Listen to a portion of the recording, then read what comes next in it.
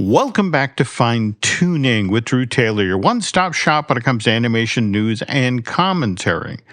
I am entertainment writer Jim Hill, and Mr. Taylor, whose writings in the industry you can regularly read over on The Wrap, and whose musings on the Mission Impossible movies you can still listen to over on Light the Fuse, which is the official Mission Impossible podcast. He and I are recording this week's show on Monday morning, July 13th, 2026, and this week's show kind of has to start on a sad note, right? Because we just lost Disney legend Don Iwerks last week, right, on July 9th? Yeah, absolutely. Mm-hmm. Yeah, I thought you were going to talk about Sam Neill, too, who just passed away. I saw Very that sad news. just this morning. Yeah.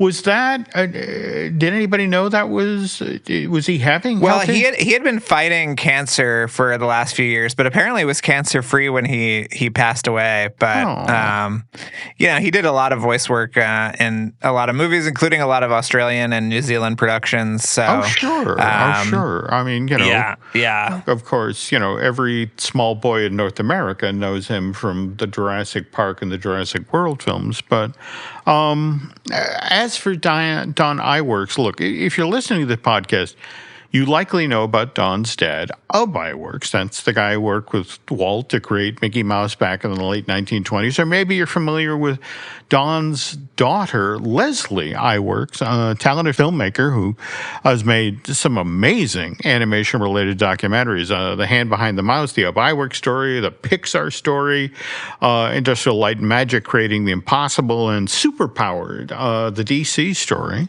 But if you're listening to Fine Tuning, you're likely an animation history fan. You really need to be aware of Don Iwerks, if only for the work that he did with his dad up at Disney Studios in the early 1960s. And to be specific, we're talking about the development and refinement of the sodium vapor process, which then led to the creation of special light cameras and optical printers that could be used to combine painted backgrounds, traditional animation, and live action foreground elements to create, Drew, what meant a lot of people consider to be the most magical moment in Mary Poppins, the Jolly Holiday scene, right? Yeah. I mean, that process is still absolutely insane to me. Yeah. The fact that they were using a special crystal to be able to, I mean, it is an insane process. Yeah. And, and which, by the way, went missing for a bunch of years, right? That's right. Yeah. Yeah. But look, to explain how difficult these scenes were to pull off in the early 1960s, when production of Mary Poppins actually began on the Disney lot in May of 1963. And mind you, this is after 2 full years of pre-production. The very first thing to go before the cameras was Jolly Holiday. And this was because even after these technologically challenging scenes were shot, the effects team at Disney Studios was going to need every hour of every day between May of 1963 and August of 64, which, again, is when Mary Poppins had its world premiere at the Grauman's Chinese, just to complete this ambitious mix of animation, live action, and song and dance. So, but that's literally just one thing that Don Iwerks worked on during his 35 years at Disney. And he did a lot of stuff on the theme park side of things, too. I mean, so many everything. I mean, if there was a filmed attraction that you have enjoyed over the years at a Disney theme park, he probably had something to do with it. He worked on the technology for the Circle Vision films, starting with America the Beautiful. He helped create the process that they made Captain EO with. Yep. He designed the projection systems for Star Tours and pretty much every film-based attraction which allowed for continual play. I mean, he literally did it all. He did the backdrops and the American Adventure and the Hall of Presidents. I mean, like, it's insane how much stuff he touched on. So yeah, and it just what's fascinating is for an era of Imagineering. The guys there at 1401 Flower Street would come up with an idea, and it's like, well, how do we do that? And I don't know. Let's go talk to Don. I mean, that was the solution to so many problems back in the day. His hands were Lincoln's hands, Jim. You know, his hands were the model for Lincoln's hands for the 1964 World's Fair, and then his hands got reused countless times by Imagineering for audio animatronics over the years. So you have seen Don Iwerks' hands, even if you do not know. There you go. Yes. Anyway, it was nice over Don's lifetime that his legend sort of outgrew 1401 Flower Street. I mean, for example, in 1997, the Academy of Motion Picture Arts and Sciences honored him for his innovative work. And then in 2009, by the way, at the very first D23 Expo, Don was named a Disney legend. And look, this obviously has to be a sad time for the Iwerks family. I mean, but it says a lot that, again, he was 95 years old and people are talking about he went too soon. And Drew and I just want to offer our sincerest condolences to Betty, Don's wife of 54 years, likewise his sons, John and Larry, and of course, his daughter, Leslie. And forgive me, this is an awful transition, but we do also have to talk about this week's box office news and acknowledge our sponsor, which is, of course, unlockmagic.com. And if a Disney or Universal trip is anywhere on your radar in 2026, Unlock Magic can help you lock in great ticket prices without the stress, all handled by people who really know the parks and, more importantly, know how to save you money. So if you're starting to think, okay, it's July, soon to be August, maybe it is finally when we're going to go to the parks, head to unlockmagic.com to grab the best ticket deals and make that future trip to a Disney or Universal park just a little bit more magical. So pivoting now to the box office, and a big story this past weekend has to be Disney's live-action Moana. Did you see this coming, that it was gonna underperform at the box office? I mean, I saw the movie, so I kind of figured, but yeah, I mean, this is not great. It basically made the same amount as Snow White did a couple of years ago, and it did. Yeah. In fact, what's kind of interesting, and again, just want to remind folks that was just March of last year, 2025, and and I guess that made 42 million. Moana made 43, and not to put too fine a point on it, even Tim Burton's Dumbo did better. That did 45 million back in March of 2019. So what do you think happened here? Was it just too soon after Moana 2? I mean, that was just out in theaters November 2024, and that connected in a big way. I mean, that made over $1 billion worldwide. Yeah. I mean, I don't know what the disconnect was. I think that people just weren't that interested in it. I mean, there's been so much Moana product, and as Dwayne Johnson let slip there in development on Moana 3 right now. That's right. What was interesting in talking with folks at Disney out ahead of this, that I guess they got some pushback from exhibitors to the effect of, look, ticket sales are soft for this. And it's like, no. Contemporary Disney, like live action remakes of Lilo and Stitch, they do business, and this Moana is clearly in that group. It's not going to be another Snow White. And it is worth noting that, last year, Lilo and Stitch, again, did over $1 billion worldwide. But it came out in theaters in May, not middle of July. So do you think an earlier release date would have made a difference here? I don't think so. I do think that the movie was made too soon. I think that, with Lilo and Stitch, it came out in 2002. There is an entire generation that is being acclimated to the animated version. And 10 years is not enough time for people to miss this property or feel nostalgic for it, especially when there was a sequel 2 years ago that looked and sounded much better than this live action version. I saw a report last night that the movie could lose up to $150 million for Disney, which is truly staggering, especially because it is such an important franchise. And I do wonder if this will ding future animated versions of the movie or installments of the franchise, because clearly the interest was not there, Jim, for this one. Secondary issue, though, and those are very valid points.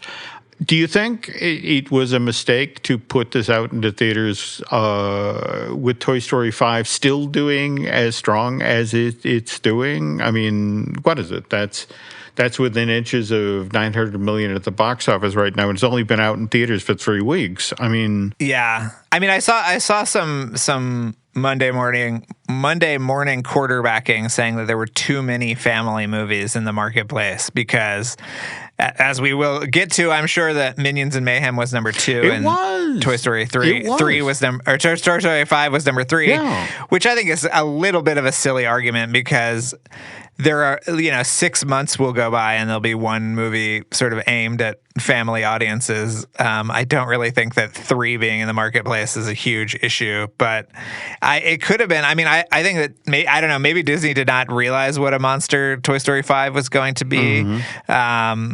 But certainly if I had my choice, I know which one I'd go see. There we go. So interesting you mentioned, Toy Story 5 is a monster with Minions and Monsters.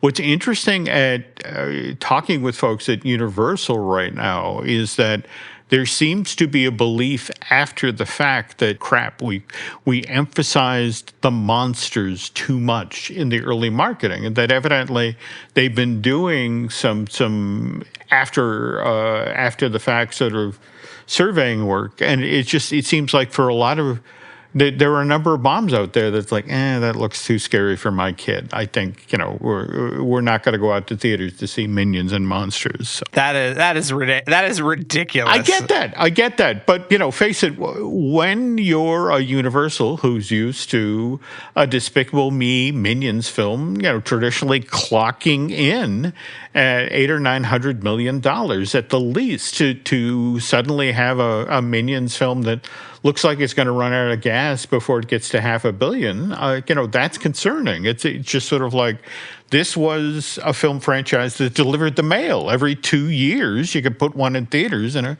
would damn near make $1 billion. And it just to suddenly have this one, not doing as well is concerning for those folks.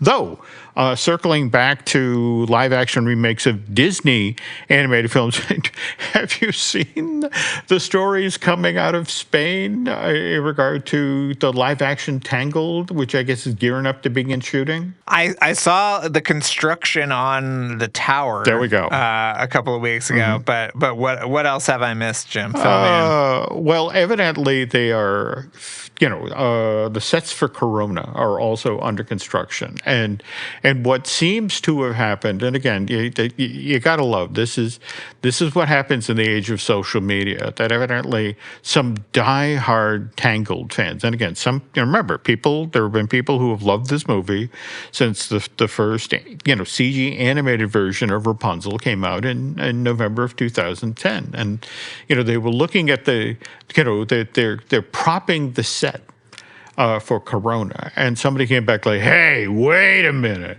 The colors of Corona are royal purple and gold, and what's with this yellow and blue crap?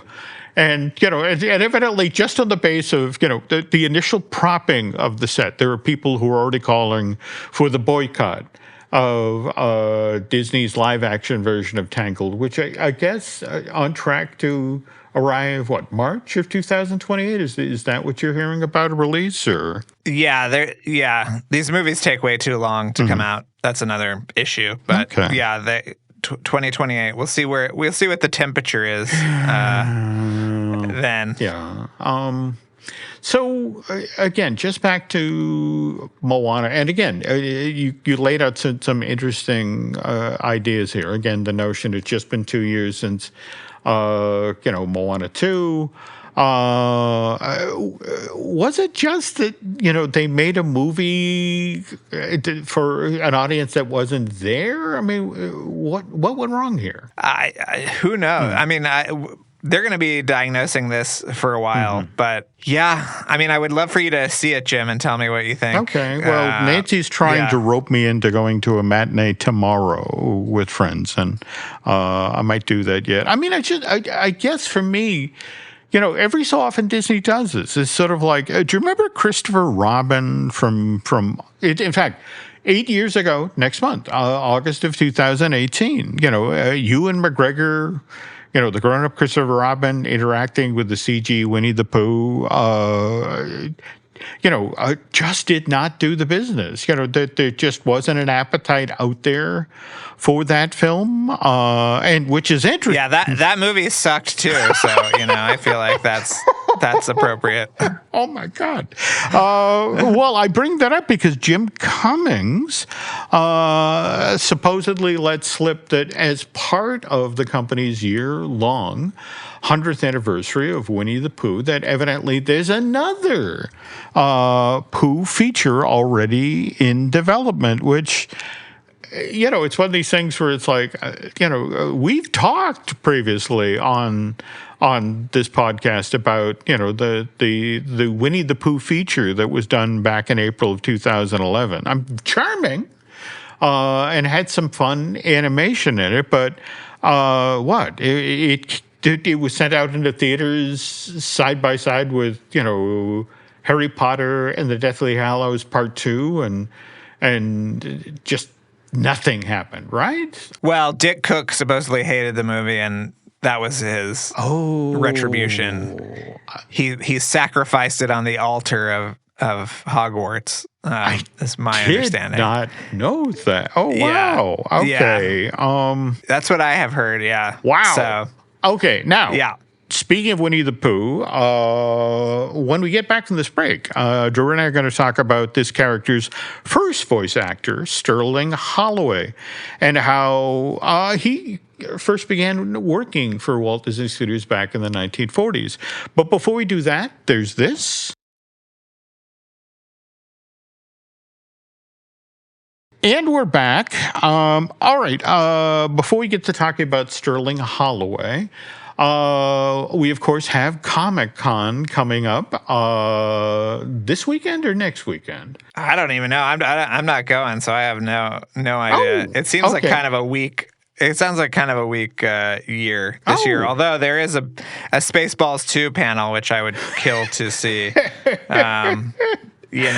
Spaceballs 2, the panel. Yeah. All right. Wow. Okay. So I guess we had initially talked about you potentially going down there to moderate, but that's not happening. Yeah. So. No. Nobody's given me the call, but All right.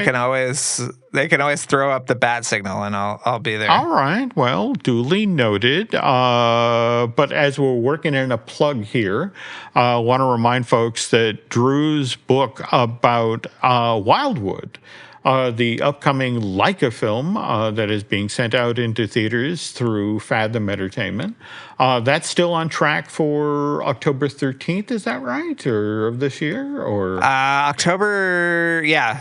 I thought it was October 6th, but maybe it is October 13th. All right. Yeah. So, but no, head on over to Amazon and pre-order that, because it looks like a great film. More to the point, it'll be a fun book for your reference library. But all right, now for the feature with this week's Fine Tuning, want to talk about Sterling Holloway, who, to be honest, it's kind of hard to list all of the voices that he did for Disney Studios over, 35 years, 40 years? I mean, he started with the messenger stork from Dumbo in 41, then was like, the grown-up flower in Bambi. Then from there, Cheshire Cat in Disney's Alice in Wonderland, Kaa the Snake in Jungle Book, Roquefort, the Mouse Detective in the Aristocats, and in between that, he was the narrator of Disney's Peter and the Wolf. That's a feature or a chunk of Make My Music, which went out into theaters in 1946.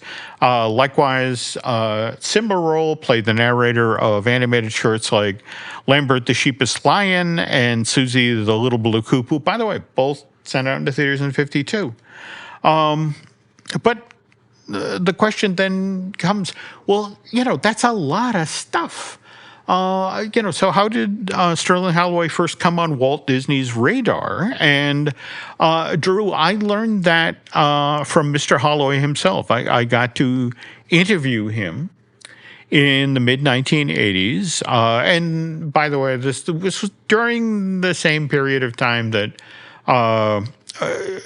he was having some health problems. In fact, he had a heart attack in 1977. It was 1972 at the time. And that really put a ding in his stamina, and which meant that Sterling was just no longer able to stand in a recording studio for hours on end doing lines for a new character. So he was retiring from performing. And now, interesting part of the story is this is during the exact same moment that Walt Disney Television Animation is getting ready to do the new Adventures of Winnie the Pooh, which was going to first debut on the Disney Channel January of 1988 and then move to ABC as part of their Saturday morning lineup that fall. But this project had gotten underway in late 86, early 87. Did you ever get to see that when it aired on the Disney Channel or ABC? That's not the live action show, is it? No. The okay. Welcome to Pooh Corner with the Welcome to Pooh Corner. Yeah, no. Yes. This is literally produced in that same window of time of when DuckTales was being done by Disney. Okay. That sort of thing. I don't think so. All right. I don't know. Yeah. All right. Well, anyway, Sterling gets asked if he wants to come back and voice Pooh, but when the Disney Television Animation says, well, we're not doing one featurette. We're actually doing 22 half-hour-long episodes. In fact, we're really hoping for renewal on this, and this is when Sterling is like 22 half-hour episodes. No, you probably need to find somebody else to start voicing Winnie the Pooh, and this is how Jim Cummings gets the gig. Oh, by the way, I mentioned just a second ago that again he had a heart attack in 1977, which led to another kind of bizarre story. I guess before I tell this, I need to set up that Holloway had been born back in January of 1905 in Cedartown, Georgia, which is located in the northwestern part of that state, some 70 miles away from Atlanta. Anyway, again, Sterling's at home. Again, this is 1977. He's been released from the hospital after his heart attack. He's recuperating in his own home. Phone rings one morning, and Holloway picks it up. And coming out of the receiver, hears, "Is this Sterling Holloway?" And he said, "Yes." Says, "Please hold for the President of the United States." And the next thing he knows, Jimmy Carter is on the line asking him how he's doing. And of course, Sterling doesn't think this is really President Jimmy Carter, on the line. After all, a lot of his friends are voice actors, and it's like, oh, God, who's putting me on here?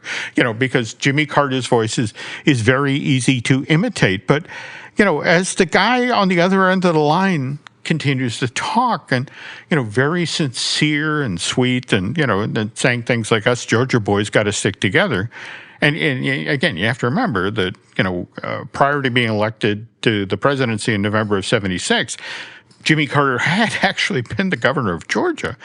Sterling now begins to realize, it's holy crap, this is really the president of the United States, who was calling to check up on him. And he says, and that's when I almost had my second heart attack.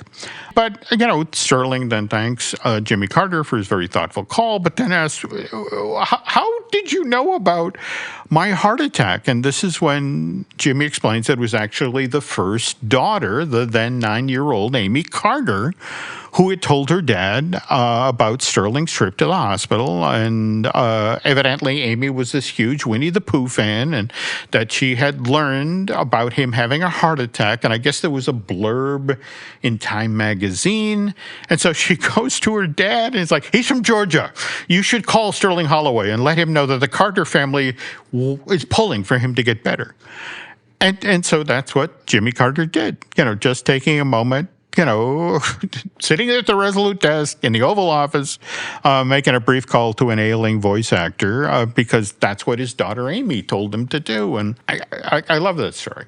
By the way, we just recently lost Jimmy Carter. He died at the age of 100 in December of 2024. Where Sterling Holloway, we lost him in November of 92 at the age of 87, though worth noting that the year previous, in fact, this was October 17th, 1991, Sterling had been named a Disney legend, and this is when they actually used to do the induction ceremonies, Drew, on the Disney lot. And what Sterling found thrilling is that it's like, hey, I shared the stage with someone you might know, Julie Andrews. And, so because Julie Andrews was there, this particular Disney Legend ceremony got a lot more press than usual. And so Holloway got to share the spotlight as well. But anyway, I still need to tell the story of how Sterling Holloway first came on Walt Disney's radar. So let's do a quick break, and then we'll get to that story as well. And we're back. So Drew and I were just talking about how voice actor Sterling Holloway first came on Disney's radar. And again, his very first paying gig at Disney was the messenger stork in Disney's Dumbo. That was released to theaters in October of 41. Do you have a favorite character that Sterling voiced at Disney, Drew? I mean, it's kind of hard to beat Winnie the Pooh. Although, he also played like a version of himself in one of the Three Caballero movies, Professor Sterling. There we go. Yes. Yeah. Which, Pablo the Penguin or something like that, right? Yes. Okay. Yes. So that's also very endearing to me. But, yeah, I mean, I always thought it was very interesting that he had such success with Disney, but then didn't really, he wasn't headlining live action movies or anything. I mean, he really had he was one of those guys that was on every television show you can ever think of. Yeah. But he never really headlined features, really. I don't know if that, he was like semi-closeted, which I don't know if that kind of had a impact on things or his reputation or something. I don't really know how that factored in, but I always thought he deserved more of a career on the live action side of things. And it's interesting you say that because, I mean, again, born in 1905, went to New York to study acting, and actually started in silence, which, when you look at how gangly he is, in fact, what's kind of funny is that his feature film debut was with Wallace Beery in a feature-length version of Casey at the Bat. And he was, I want to say, the shortstop or that sort of thing. But it's, when you think of big, beefy Wallace Beery and then reed thin, big-eared Sterling Holloway, it was a great physical contrast. And then, ironically enough, when sound came in, Holloway actually found work right away because people were they'd hear his high tenor kind of raspy voice, and coming out of that unique configuration of big ears and large head, and it's like, okay, that's interesting. So he found work as a character actor, but back in those days, you could literally like do a day on a movie, if you were a character actor. I mean, you could, he starred in 150 films over the course of it, or appeared. Insane. It would be hard to describe what Sterling Holloway did as starring. But speaking of which, though, where Walt first saw Sterling Holloway, or so he said, was in The Bluebird, which was a Shirley Temple movie that 20th Century Fox first sent out in theaters in January of 1940. And now where this all gets kind of convoluted is The Bluebird, expensive musical fantasy shot in Technicolor. And if we're being honest here, this is 20th Century Fox's response to The Wizard of Oz. Again, that beloved musical fantasy that MGM first sent out to theaters in August of 1939, which, as any good Hollywood historian will tell you, was a movie that Louis B. Mayer greenlit, put into development in the spring, early summer of 1938, after he saw how much money Disney Studios was making off of Snow White and the Seven Dwarfs, which had been just gone into wide release in February of 1938. And we were just talking earlier on today about the box office for the live-action Moana and Toy Story 5 and this sort of thing. But this is an aspect of show business that really doesn't get talked about. That, again, the business part of show business, and which is when your competitor has a hit film. Well, you as a responsible studio head, eyeball that genre. It's kind of like what's going on right now in Hollywood with all of the money that's being made on the back of those expensive to make or inexpensive to make horror films like Obsession and Backrooms. Everybody's looking for something that's going to go viral with young audience members. And anyway, Disney, or rather MGM, sees Disney's Snow White, and it's doing big business, and immediately think, we got to make one of those. Only small problem. MGM doesn't have a feature animation unit. It is a animated shorts unit that, if we're being honest here, has kind of been struggling under the direction of Hugh Harman and Rudolph Ising for the past 4 years. And in fact, so much so that in 1938, Harman and Ising are being shown the door, and Fred Quimby is being brought in as the new head of MGM's animated shorts unit. And under Quimby, MGM shorts unit would find its footing. In fact, the very first Tom and Jerry short, Puss Gets the Boot, debuts February of 1940, which kicks off a string of 7 Academy Award-winning shorts for MGM between 43 and 53, involving that cat and mouse. But again, at this particular window of time, MGM doesn't have an animated feature arm. It can only do animated shorts. So the only way MGM is going to counter Snow White is to do a live action musical fantasy. And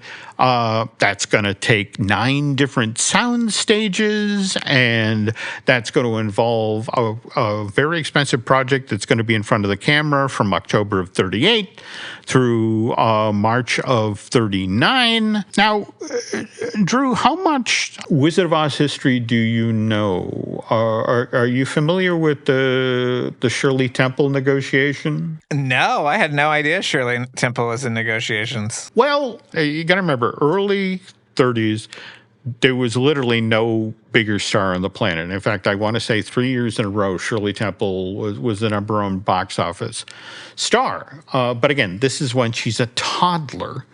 So when MGM is making a movie that is built around a little girl, Dorothy Gale, the thinking is, well, we should probably get a star in that role. And, then there's no bigger little girl in Hollywood at the time than Shirley Temple.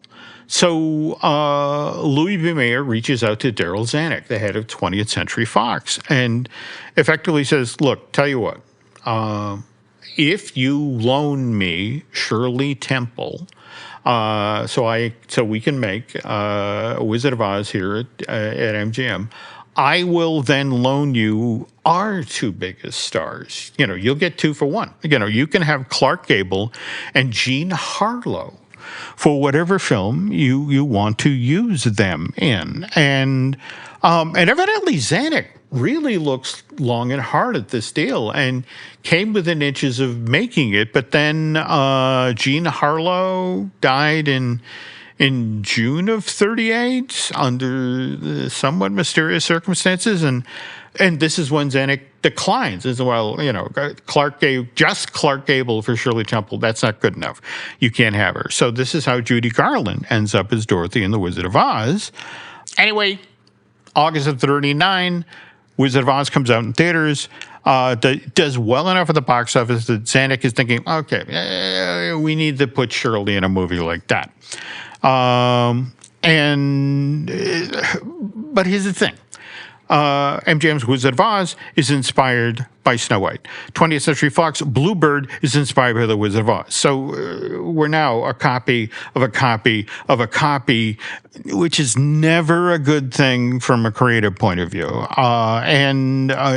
Also worth noting that Disney spent $1.5 million to make Snow White. MGM spent $2.7 million to make The Wizard of Oz. Zanuck, not to be outdone here, I'm going to spend $3 million to make the Bluebird. And they use 9 sound stages. I'm going to use 15. So production of this elaborate fantasy gets underway summer of 1939. And again, that's literally right after Wizard of Oz has had its world premiere in Hollywood. And this film, when it's finally completed, goes wide in theaters in May of 1940. And just does not connect with audiences from this era. And what's interesting after the fact, why is that? I mean, Shirley Temple was hugely popular. And it's just like, well, couple of reasons, couple of thoughts. Shirley plays kind of a bratty character in Bluebird. I mean, she reforms over the course of the film. But moviegoers were used to her playing a far sweeter character. Also, by the time Fox puts Bluebird in front of cameras, Temple is now 11 years old and is no longer the same tap-dancing little toddler that audiences had fallen in love with back in the early 30s. And then, of course, by March of 1940, World War II is already underway over in Europe. And given the grim headlines of the day, American moviegoers just are not in the mood to see an elaborate big screen fantasy, which, by the way, is the third one in less than 3 years. But you know who did see 20th Century Fox's big screen version of the Bluebird? That's Walt Disney. And so what did Walt see when he watched this Walter Lang movie? And Drew, you'd love this. That for example, the Bluebird has a character called Light, who's played by actress Helen Erickson, who, if they didn't outright steal the costume, the hairstyle, even the performance of the Blue Fairy from Pinocchio, Drew, it's an amazing coincidence. The other thing that Walt would have seen in the Bluebird is vaudeville veteran Eddie Collins, who played Tylo, the bulldog who's magically transformed into a man and provides much of the Bluebird's comic relief. Walt would have recognized Eddie Collins because Eddie had done the live-action reference for Dopey when Disney Studios was getting Snow White up out of the ground in 1936, 1937. And then, of course, there was Sterling Holloway, who, as we mentioned, character actor, day player on the project. So, and Drew, in the Bluebird, he plays a tree, or rather, the personification of a wild plum tree. And, again, we mentioned, he'd been in town for a long time, starting in the silent film days and transitioning to talkies. But even so, he hadn't done animation work at this point. So he's surprised to get a call from Disney Studios to come audition for Dumbo. And as Holloway explained it to me, the casting director said, well, Walt just saw you play a tree in The Bluebird. So he wants to know if you'd be interested in voicing a bird in a movie for Disney. And so this turns into his first voice role at Disney. The messenger stork from Dumbo leads to 3+ decades of work at Disney Studios. And again, you never know quite how, when you work in show business and work in entertainment, the turns your careers are going to take. And I've actually also thought this about Tom Cruise, who people sometimes forget what his first acting job was in Endless Love, right? From 81. Yeah. And that was Universal. Yeah. I've always thought, if you talked with young Tom Cruise then and, just pulled him aside and said, hey, pal, over the next 45 years, you're going to make 44 of these things, these movie things. And by the way, 18 of them are going to be for Paramount Pictures. And speaking of Tom Cruise's career, if you'd like to learn more about those movies that he made for Paramount, you really need to start listening to Light the Fuse, the official Mission Impossible podcast. My co-host, Drew Taylor, and his equally talented co-host, Charles Hood, recorded nearly 300 episodes of Light the Fuse, and I just was driving down to Philly last week and enjoyed a pile of those. But again, just great shows. Be sure and check Light the Fuse out. And speaking of things you can listen to, we got a bunch of other podcasts here at Jim Hill Media that I'm hoping you might find entertaining and informative. These include Disney Dish with Len Testa, the Epic Universal podcast that I do with Eric Hersey. Likewise, I Want That Too. That's our Disney merch podcast that I do with Eric's lovely bride, Lauren, and our newest show, The Case for Chris Cox. In fact, just recorded a pair of new shows for that series with Len and Chris earlier this morning. And speaking of recent things, this past Sunday, a brand new episode of Disney Unpacked got posted on Patreon. This one deals with the creation of It's a Small World. And by the way, veteran Imaginary Jim Schul and I are already hard at work on a new show for the series. This one will take a close look at the creation of Pixie Hollow. And this is the show where you're going to come on, right? And talk about Disney Toon Studios. I'm ready. Yeah. There we go. Absolutely. All right. So anyway, okay, as we run for the curtain here, I want to thank Eric Hersey and David Gray for the great job they do when it comes to the editing and production of this podcast. Also have a quick favor to ask of you folks. If you could please head on over to Apple Podcasts and rate and review not just this show, but also Light the Fuse. And social media-wise, because we want people to know when you're out there moderating panels or giving talks. Drew, where can the nice folks find you? They can find me on X and Instagram at Drew Tailored, like a tailored shirt. And where can people find you, Jim Hill? X and Instagram, I'm there as Jim Hill Media. And then over on Facebook, I'm there as Jim Hill Media News. And that's going to do it for this week's Fine Tuning. So on behalf of Mr. Taylor, I want to thank you for listening to this podcast. And we will be back with a brand new episode next week.